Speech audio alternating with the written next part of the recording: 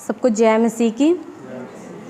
आइए हम परमेश्वर के वचन से आज सीखेंगे कि परमेश्वर को प्रसन्न कैसे हमें करना है। उस विषय में हम परमेश्वर को कैसे, जबकि हम लोग इस दुनिया में हैं, प्रभु ने हम लोगों को बनाया है, तो उसको बनाने का हमारा एक मकसद है। उसने हमें बनाया है तो एक मकसद के तहत बनाया है कि हम उसकी इच्छा को पूरी करें और उसको प्रसन्न कैसे करें, उसकी महिमा हम करते रहें। परमेश्वर हमसे ये चीज़ चाहता है कि हम उसकी महिमा करें। हम निकालेंगे पहला पत्रस 2:21। इसमें हम देखेंगे कि प्रभु यीशु मसीह ने हमें क्या बताया है इसके विषय में कि हम कैसे परमेश्वर की इच्छा पर चलें। पहला पत्रस 2:21 कहता है, और तुम इसी के लिए बुलाए भी गए हो, क्योंकि मसीह भी तुम्हारे लिए दुख उठाकर तुम्हें एक आदर्श दे गया है कि तुम भी उसके पद चिन्हों पर चलो। ना तो उसने पाप किया और ना उसके मुंह से छल की कोई बात निकली। वह गाली सुनकर गाली नहीं देता था और दुख उठाकर किसी को भी धमकी नहीं देता था। वह अपने आप को सच्चे न्याय के हाथ में सौंपता था। यीशु मसीह के विषय में हम सब जानते हैं। यहाँ पे वो इस दुनिया में आए और उन्होंने कैसे अपना जीवन को बिताए हैं। वो हमारे लिए एक आदर्श के रूप में है कि हम यीशु मसीह, और वो उन्होंने इतना दुख उठाया, उन्होंने इतनी कुछ सही है, तो वो हमारे और आपके लिए सहा है, ताकि हम भी क्या, परमेश्वर प्रभु यीशु मसीह को, जब भी हमारे पास कोई दिक्कत आती है, कोई मुसीबत आती है, या हम किसी ऐसी परिस्थिति में होते हैं जब सामने वाला हमें, कई बार क्या होता है, बहुत कुछ बोल जाता है और हम कुछ लोग दुनिया में ऐसे होते हैं जो इतनी बातें बोल जाते हैं कि सामने वाला मजबूर हो जाता है उनको जवाब देने के लिए। तो उस समय हमें देखना है कि यीशु मसीह का बर्ताव कैसा था।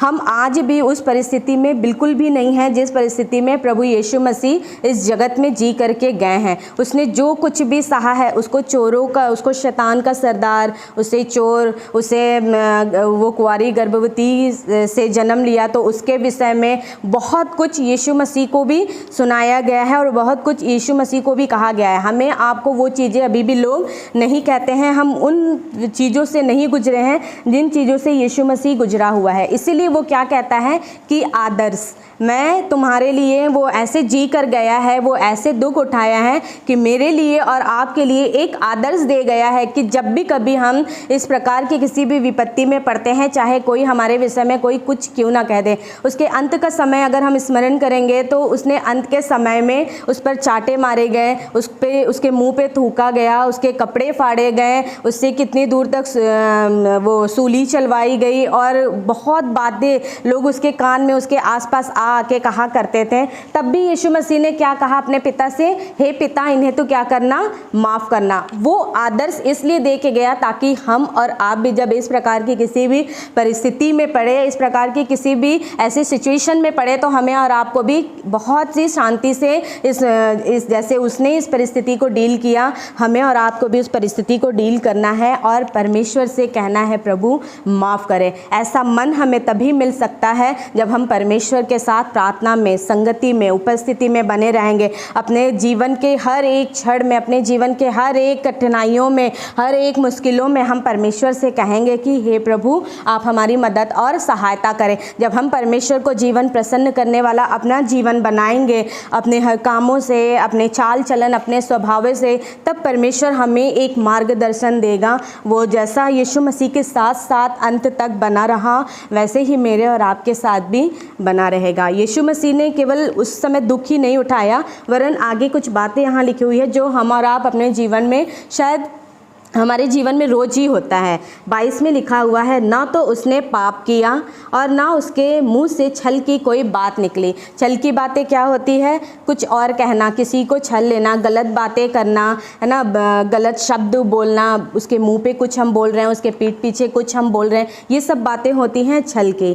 और 23 में लिखा हुआ है, वह गाली सुनकर गाली नहीं देता था और दुख उठाकर किसी को भी धमकी नहीं देता था। वो दुख उठाकर हम कभी कभी क्या होता है, दुख उठाते हैं और कहते हैं कि मैं तुम्हें देख लूँगा, है ना, मैं आज तो तुम्हारे कहने की वजह से ये चीज़ कर ले रहा हूँ, पर आने वाले समय में मैं भी तुम्हें, तो इस प्रकार की धमकी या ये सारी चीज़ें हमें नहीं करनी चाहिए, क्योंकि हमारा पिता जो हमारा बनाने वाला परमेश्वर है, जिसको हम अपना आदर्श मानते हैं, जिसको हम अपना पिता कहते हैं, यीशु मसीह, उसने ये सारी चीज़ें नहीं कही और वह अपने आप को सच्चे न्याय के हाथ में सौंपता था। वैसे ही हमें और आपको भी यीशु मसीह, परमेश्वर उसके पिता थे यीशु मसीह के, जब वो अपने पिता को उसके हाथ में सौंपते थे, तो हमें और आपको भी अपने आप को किसके हाथों में सौंपना चाहिए, यीशु मसीह, अपने परमेश्वर के हाथ में सौंपना चाहिए, ताकि हम भी इन बातों से बचे रहें, हम भी इन गलतियों से बचे रहें और हमारा जीवन भी परमेश्वर को प्रसन्न करने वाला एक जीवन बना रहे। इसके बारे में थोड़ा सा और हम देखेंगे, यूहन्ना 4 उसका 34।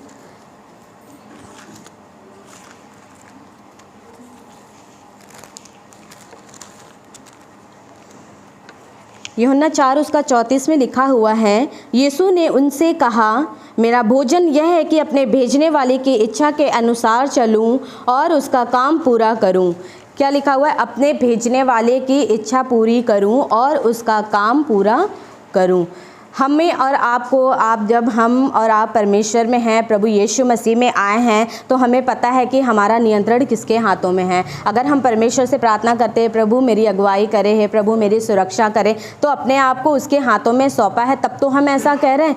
हम जानते हैं कि प्रभु यीशु मसीह को भेजने वाला परमेश्वर था, हमें और आपको भी इस दुनिया में भेजने वाला कौन है, परमेश्वर है। प्रभु यीशु मसीह परमेश्वर की इच्छा को जानता था, पर क्या हम और आप परमेश्वर की इच्छा को जानते हैं कि आपके जीवन से, जबकि आप इस भवन में आए हैं, मैं इस भवन में आती हूँ, तो मेरे द्वारा और आपके द्वारा परमेश्वर की क्या इच्छा है कि हम उसकी इच्छा को पूरी करें। जब हम इस दुनिया में आए हैं, जब हम परमेश्वर के भवन में आए हैं, तो हमें भी उसकी इच्छा को जानना चाहिए। अगर आप अभी भी परमेश्वर की इच्छा को नहीं जानते हैं तो कोई बात नहीं, परमेश्वर में बने रहिए, उससे प्रार्थना करिए। जब आप उसकी नज़दीकी में जाएंगे तो वो आपको अपनी इच्छा, उसकी क्या मर्जी है, उसकी क्या इच्छा है, वो उन बातों को आपको बताएगा। लेकिन फिर भी आप ये तो जानते हैं कि हमें बनाने का उसका मकसद क्या है।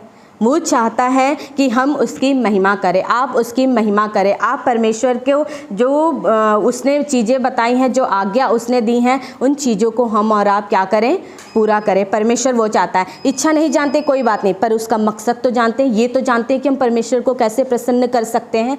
वो काम हम और आप करें ताकि हम परमेश्वर को प्रसन्न करने पाएँ। और जब हम परमेश्वर को प्रसन्न करने लगेंगे, परमेश्वर हमसे प्रसन्न होने लगेगा, तो वो अपनी इच्छा भी, जो मकसद उसका आपको इस चर्च में भेजने का है, आपको इस पृथ्वी पर भेजने का है, आपको आपके परिवार में रखने का है, आपको आपके जगह पर रखने का है, वो इच्छा भी आपको वो अपने बताएगा। तब आप उसकी इच्छा को पूरी कर पाएंगे। लेकिन उसके पहले हमें क्या करना है, अपने इच्छा, जैसा यीशु मसीह जिन परिस्थितियों में पड़ा, उसका कैसा एटीट्यूड था, उसका कैसा स्वभाव था, कैसे लोगों के साथ बर्ताव करता था, वैसा हमें और आपको करना है, ताकि हम परमेश्वर की इच्छा को एक हद तक पूरी कर पाएँ और उसकी मर्जी को अपने जीवन में जान पाएँ। यही 5 का यूहन्ना 5 उसका 30 में भी कुछ बातें लिखी हुई हैं, मैं एक बार पढ़ूंगी आपके लिए।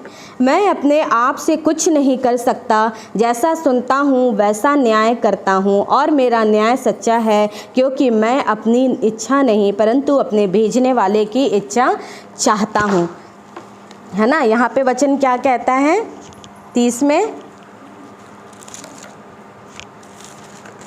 मैं अपने आप से कुछ नहीं कर सकता, है ना, वो अपने आप से कुछ नहीं कर सकता। वैसे ही हम भी, यदि हम में कुछ कमियां हैं, हम में कुछ गलतियां हैं, हम सोचते हैं कि हम अपने आप से कर ले। कई बार हम कोशिश करते हैं कि हम उन गलतियों से निकलें, पर हम उन गलतियों से नहीं निकल पाते हैं। तो हमें क्या करना चाहिए कि हमें परमेश्वर से प्रार्थना करना चाहिए, क्योंकि यीशु मसीह भी क्या कहता है, मैं अपने आप से कुछ नहीं कर सकता। हम अपने आप से अपने आप को नहीं बदल सकते, पर अपने आप को, हम अपनी गलतियों को अच्छे से जानते हैं कि हमें कौन सी कमियां हैं, हमें कौन सी गलतियां हैं। हम इसके लिए अपने परमेश्वर से प्रार्थना करें और कहें, प्रभु यीशु मसीह, मुझ में ये कमी है, मुझ में ये घटी है, मुझे गुस्सा जल्दी आता है, मैं किसी को भी कुछ भी जल्दी से बोल देती हूँ। परमेश्वर, इन बातों से आप मुझे क्या करें, माफ़ करें, छुड़ाइए, क्षमा करिए, ताकि मैं आपकी इच्छा पूरी करने पाऊँ और आपके जो प्रसन्न करने वाली बातें हैं, उन बातों में अपना जीवन बिताने पाऊँ, ताकि मैं आपको प्रसन्न कर पाऊँ और आपकी इच्छा इस पृथ्वी पर पूरी करने पाऊँ। हम एक अध्याय और पढ़ेंगे, 1 यूहन्ना 2 उसका 15 और 17।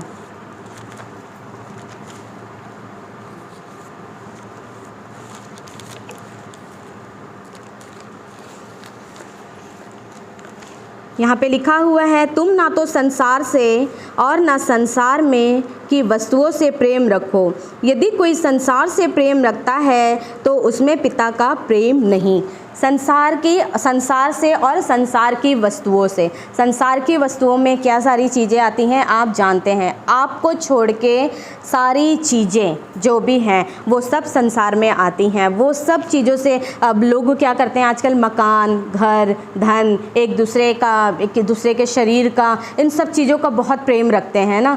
तो उन सब चीज़ों से हमें निकलना है। परमेश्वर कहता है उन वस्तुओं का प्रेम, यदि कोई संसार से प्रेम रखता है तो उसमें पिता का प्रेम नहीं है। आपको निर्णय लेना है कि आपके अंदर किसका प्रेम होना चाहिए। परमेश्वर ये नहीं कह रहा आप अपने परिवार से प्रेम मत करिए। प्रभु ये नहीं कह रहा आप अपने पति से प्रेम मत करिए, आप अपने माँ बाप से प्रेम मत करिए, आप अपने बच्चों से प्रेम मत करिए। बिल्कुल करिए, वो आपका परिवार है, लेकिन आप प्रथम स्थान किसको दे रहे हैं, इन चीज़ों पे गौर करिए। प्रभु का वचन कहता है जो हल पे हाथ रखकर पीछे मुड़ के देखता है वो मेरे राज्य के योग्य नहीं।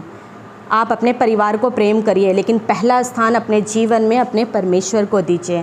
यहाँ पे बातें जो लिखी हुई हैं, संसार की वस्तुएं, धन, मकान, इन सब चीज़ों का लोभ मत करिए। प्रभु का वचन कहता है धर्म और राज्य की खोज करो। ये सब वस्तुएं आपके और मेरे लिए ही बनाई गई हैं। ये घर, ये धन, ये दौलत, ये जगह, ज़मीन, ये सब चीज़ें परमेश्वर ने हमें बनाने से पहले बना दी, ताकि क्योंकि वो जानता था कि आपको और मुझे इन चीज़ों की ज़रूरत पड़ेगी। उसने सबसे आखिरी में मनुष्य को बनाया और उससे पहले सुविधा की सारी वस्तुएं बनाई, क्योंकि प्रभु जानता था कि हमें इन चीज़ों की ज़रूरत पड़ेगी। तो क्या आज परमेश्वर को नहीं पता कि आपको और मुझे किन चीज़ों की ज़रूरत है?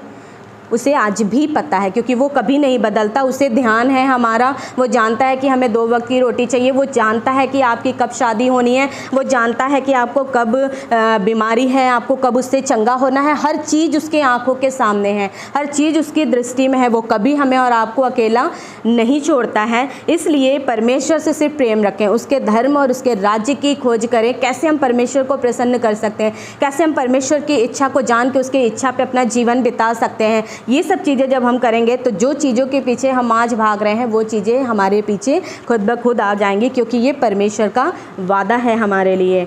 और 16 पद में लिखा है, क्योंकि जो कुछ संसार में है अर्थात शरीर की अभिलाषा और आँखों की अभिलाषा और जीविका का घमंड, वह पिता की ओर से नहीं परंतु संसार की ओर से है। शरीर का अभिलाषा मतलब नाजायज़ संबंध, गलत संबंध बनाना। आपका पति है फिर भी आप दूसरे से लिए लालसा करते हैं, आपकी पत्नी है फिर भी आप दूसरी स्त्री के लिए लालसा करते हैं, आपकी उम्र शादी की हो रही है, आप बिना अपने माँ बाप की इच्छा जाने, बिना अपने परमेश्वर की इच्छा जाने किसी को पसंद करके आप उसके प्रति लालसा रखते हैं। ये सब चीज़ें परमेश्वर के दृष्टि में गलत है। ऐसा कोई भी काम आप मत करिए। आँखों की अभिलाषा, आँखों को कोई चीज़ अच्छी लग जाती है। आजकल स्त्रियों में बहुत बड़ी कमी है, ऑनलाइन शॉपिंग देखते हैं और हर चीज़ चाहिए, हर चीज़ अच्छी लग रही है, हर चीज़ उनको अपने जीवन में चाहिए। किसी का घर अच्छा लग रहा है, घर चाहिए, किसी के कपड़े अच्छे लग रहे हैं, कपड़े चाहिए।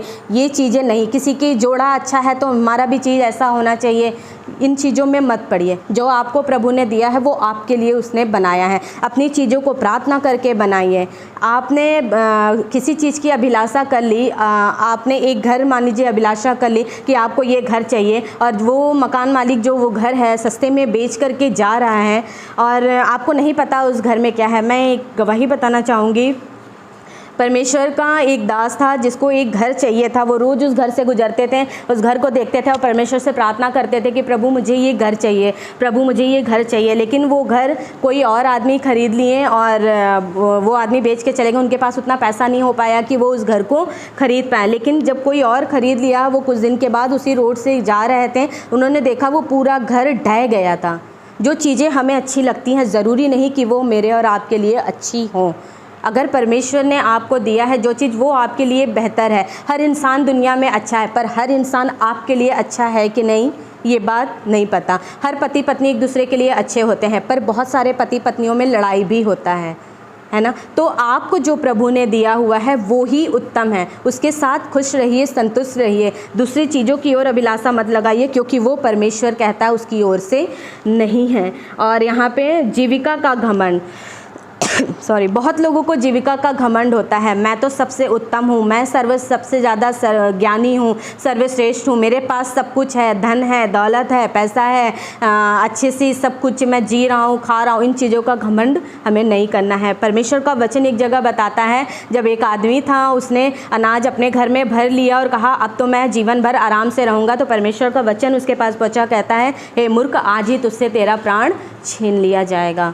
हम नहीं जानते हमारे जीवन का अंत कब है। उस हिसाब से अपना जीवन बिताइए कि आज ही हमारे जीवन का अंत होना है। तब हम परमेश्वर के खिलाफ और परमेश्वर के विरोध में कोई भी कदम उठाने से पहले एक बार भय खाएंगे। और जब हमारे अंदर भय आएगा परमेश्वर का ना, तो विश्वास मानिए मेरा और आपका जीवन परमेश्वर को भाने वाला जीवन होगा। क्योंकि जिस बच्चे के जीवन में भय नहीं, आप उदाहरण यहीं से ले लीजिए, हम संसार में देखते हैं जिन बच्चों के अंदर माँ बाप का भय नहीं होता, उनका जीवन कैसा होता है, वो कैसे गलत रास्तों में रहते हैं, अपनी मनमर्जी के हिसाब से चीज़ें करते हैं। और एक दिन ऐसा आता है जब वो उन चीज़ों के लिए पछताते हैं। हमें शुक्रिया करना चाहिए कि हमें और आपको देखने वाला हमारा ज़िंदा परमेश्वर है, जो हमें समझाता है, बताता है। स्पष्ट उसने अपने वचनों में बातें लिख करके दी हैं कि इन चीज़ों को करो और इन चीज़ों को मत करो। संसार में बहुत सारे लोग जो परमेश्वर को नहीं जानते अनाथ रह जाते हैं, पर हम और आप परमेश्वर को जानते हैं। वो कहता है वो हमें कभी अनाथ नहीं छोड़ेगा। इसलिए आप वचन को सुनिए, वचन को जानिए। आप पढ़ नहीं सकते, ये मत कहिए आप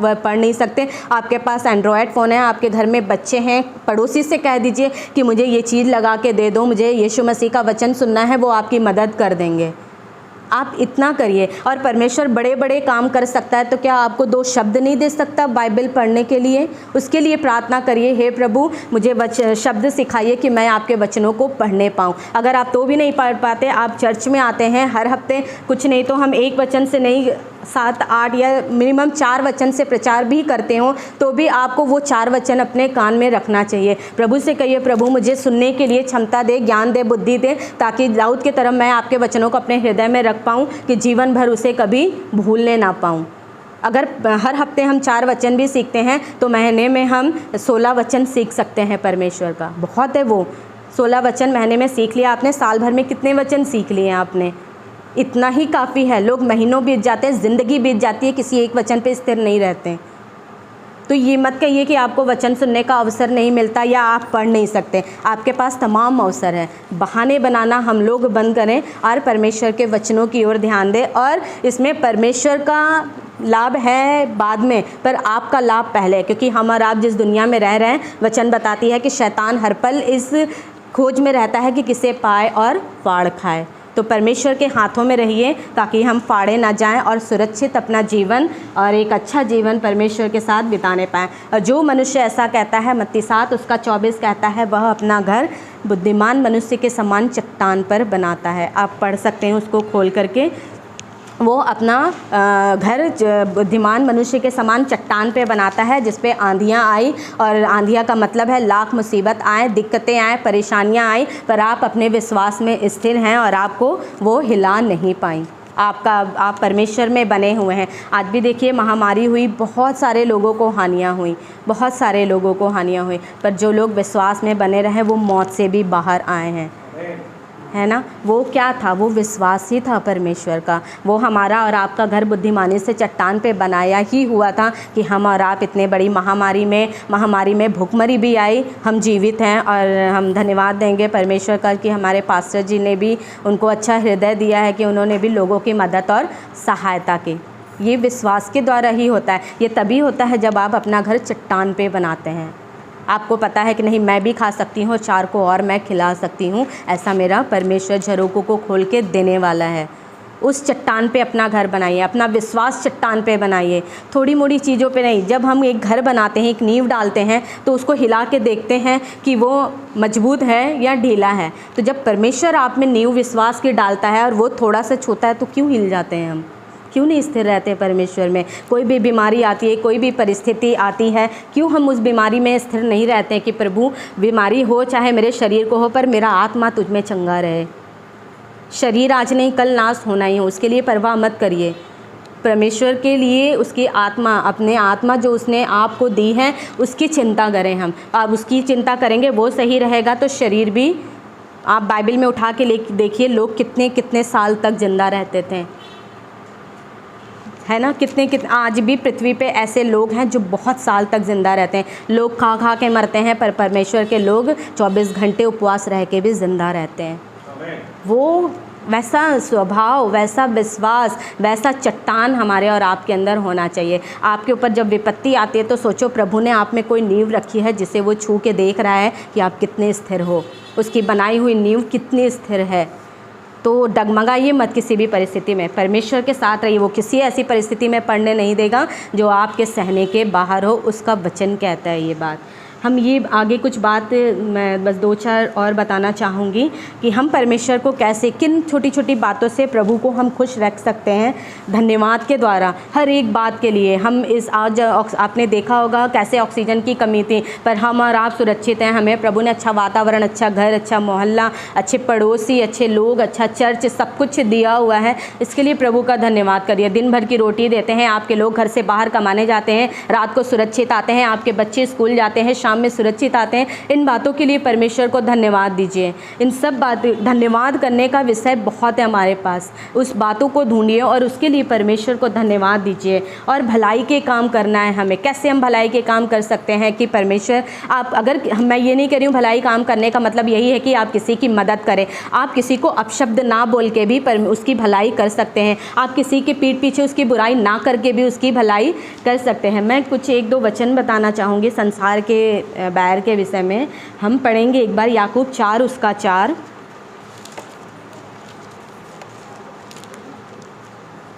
मैं पढ़ती हूँ।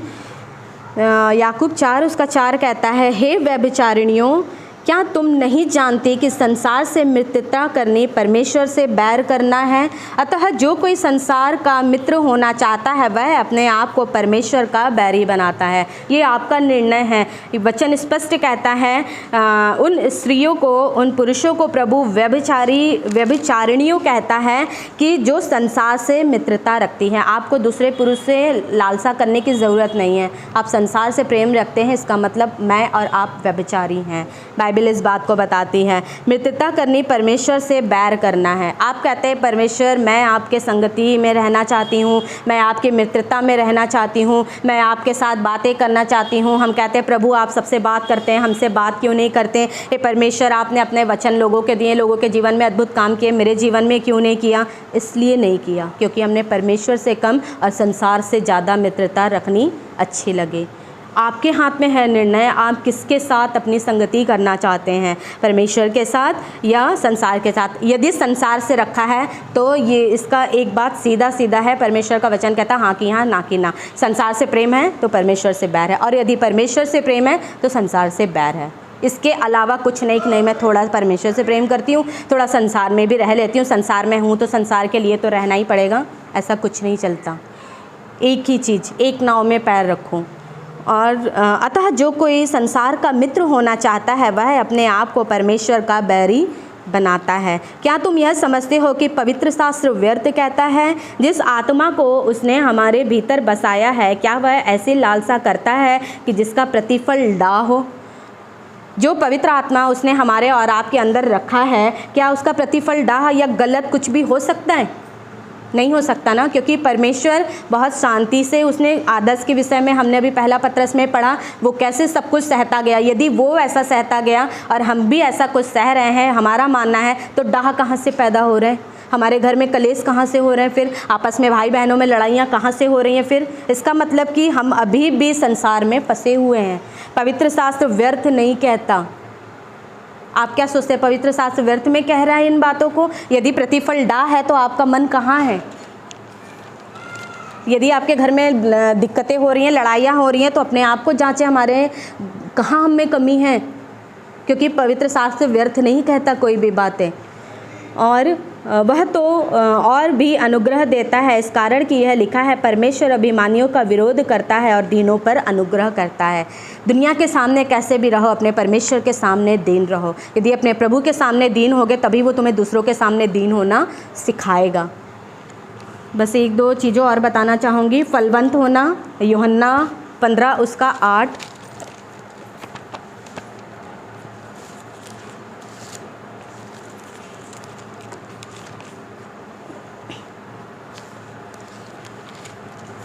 यूहन्ना 15 उसका 8 में लिखा हुआ है, मेरे पिता की महिमा इसी से होती है कि तुम बहुत सा फल लाओ, तभी तुम मेरे चेले ठहरोगे। फल ले आना है हमें। कैसा फल ले आना है? हमारे जीवन में कैसे चीज़ें हैं, किन किन चीज़ों को हम फल ले आने का मतलब यही नहीं है कि जो बहुत सारी बातें बताई हैं प्रभु आपके विषय में। इफिसियों 5 उसका 18 हर एक मनुष्य के विषय में कहता है प्रेम, आनंद, धीरज, भलाई, कृपा, शांति, विश्वास, नम्रता, संयम। ये आत्मा के 9 फल हैं जो हमारे और आपके अंदर होना चाहिए। संयम आप किसी और से नहीं ले सकते, ये आपके अंदर और मेरे अंदर होना चाहिए। प्रेम हम किसी और से नहीं ले सकते, ये हमारे अंदर होना चाहिए। आप कहेंगे सामने वाला लड़ रहा है तो मैं कैसे चुप रहूँ? आपका प्रेम कहाँ है? मान लिया उसके अंदर प्रेम नहीं है, पर अगर मेरे अंदर परमेश्वर का प्रेम है तो मैं तो शांत हो जाऊं, है ना, मैं सह लूं। ये सब चीज़ें हमारे अंदर होनी चाहिए। फलवंत बने रहें, संसार की बातों से अलग रहें। सीधा बात, संसार में जो भी चीज़ें हो रही हैं आप एक दिन में नहीं कर सकते, पर प्रभु यीशु मसीह ने एक जगह क्या बोला? मैं प्रार्थना, याकूब 5 में 5 उसका 30 में, मुझसे तो नहीं होता पर मैं प्रार्थना करता हूँ, है ना। अपने आप को परमेश्वर के हाथों में सौंपे। हम सीखें इन बातों से कि हम कैसे प्रभु को प्रसन्न रख सकते हैं। ज़्यादा कुछ नहीं। आप सोचते कैसे सीखें? हम यीशु मसीह का जीवन तो सब जानते हैं, उसने कैसे विपत्तियां सही, कैसे सारी चीज़ों को सहा, बस उसके अनुसार हमें अपना जीवन बिताना है। आपको ये सोचना है कि वो इस परिस्थिति में होता तो क्या कहता। यीशु मसीह के मुँह से कभी श्राप की बातें नहीं निकली, बस हम भी नहीं निकाले। उसने कभी किसी को गालियाँ ना दे, बस हम भी गालियाँ ना दे। उसने कभी उसको लोगों ने सूली पे चढ़ा दिया, फिर भी उसने उन लोगों से दुश्मनी नहीं निभाई, बस हमें भी दुश्मनी नहीं निभाना है, प्रेम करना है। और प्रेम लाख बुराइयों को ढाँप देता है, ये प्रभु का वचन कहता है। इसलिए हम लोग भी एक दूसरे से प्रेम करें और सबसे बढ़कर परमेश्वर से प्रेम करें। गलत संबंधों में, गलत चीज़ों में ना रहें। अपने परमेश्वर को हर पल चाहें कि अपने आप से, अपने जीवन के द्वारा, बहुत बड़ी बातें नहीं है, छोटी छोटी बातें जो हम प्रतिदिन अपने जीवन में कर सकते हैं, उन बातों से परमेश्वर को हम अपना प्रेम दिखाने पाएँ और उसको प्रसन्न करने पाएँ। परमेश्वर का धन्यवाद हो उसके वचन के लिए।